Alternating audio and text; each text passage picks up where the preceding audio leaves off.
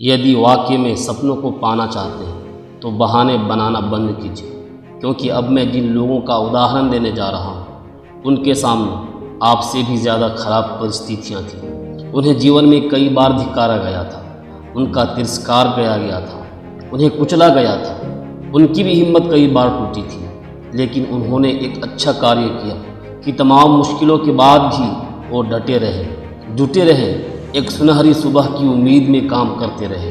इसलिए आज वो इस विचार का हिस्सा है। मैं यह नहीं कहता कि हर किसी को समान मेहनत करने पर समान परिणाम मिलते हैं। किसी को उतनी ही उपलब्धियां हासिल करने के लिए ज़्यादा मुश्किलों का सामना करना पड़ता है तो किसी को कम।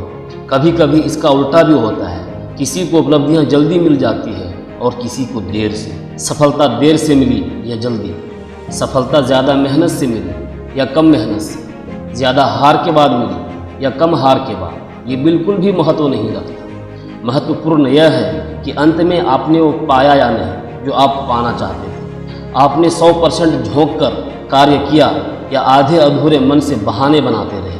आपका सक्सेसफुल बनने के लिए सबसे पहले आपके बहानों का अंतिम संस्कार करना ज़रूरी है। आइए देखें आपके जैसी परिस्थितियां होने के बाद भी कौन संघर्ष करके शीर्ष पर पहुंचा।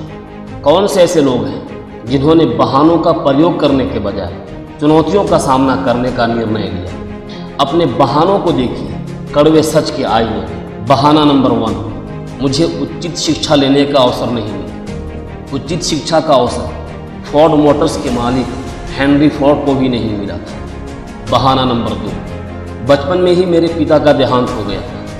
प्रख्यात संगीतकार AR रहमान के पिता का भी देहांत बचपन में ही हो गया था। बहाना नंबर 3, मैं अत्यंत गरीब घर में पैदा हुआ था। पूर्व राष्ट्रपति APJ अब्दुल कलाम भी गरीब घर में पैदा हुए थे। बहाना नंबर 4, मुझे बचपन से मंद बुद्धि कहा जाता है। थॉमस एडिसन को भी बचपन से ही मंद बुद्धि कहा जाता है। बहाना नंबर 5, मैं इतनी बार हार चुका हूँ कि हिम्मत नहीं बची।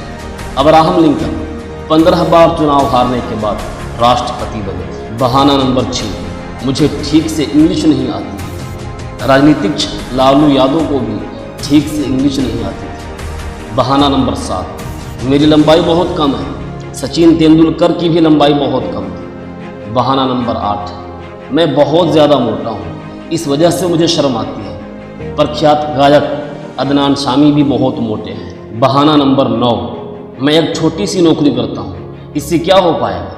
धीरू भाई अंबानी भी छोटी सी नौकरी करते थे। बहाना नंबर 10, मेरे पास काम शुरू करने के लिए भी धन नहीं है। इन्फोसिस के पूर्व चेयरमैन नारायण मूर्ति के पास भी काम शुरू करने के लिए धन नहीं थे। कुछ लोग कहते हैं कि यह ज़रूरी नहीं, जो प्रतिभा इन महानायकों में थी वो हमारे अंदर भी हो। इस बात से मैं सहमत हूँ, लेकिन यह भी ज़रूरी नहीं कि जो प्रतिभा आपके अंदर है वो इन महानायकों में हो। आप किसी और गुण के बल पर महारथी साबित हो सकते हैं।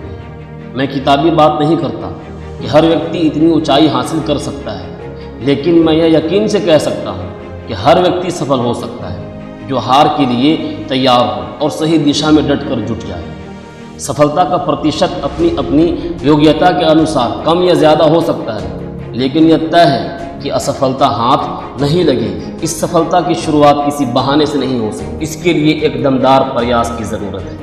हाँ, ये बहाने आपके सपनों की अर्जी ज़रूर निकाल सकते। इसलिए अगली बार काम से जी चुराने से पहले, असफलता के डर से काम छोड़ने के पहले, जिम्मेदारियों से भागने के पहले सोच लेना कि आप किसका अहित कर रहे हैं, अपने जीवन में क्या पाया और क्या खोया।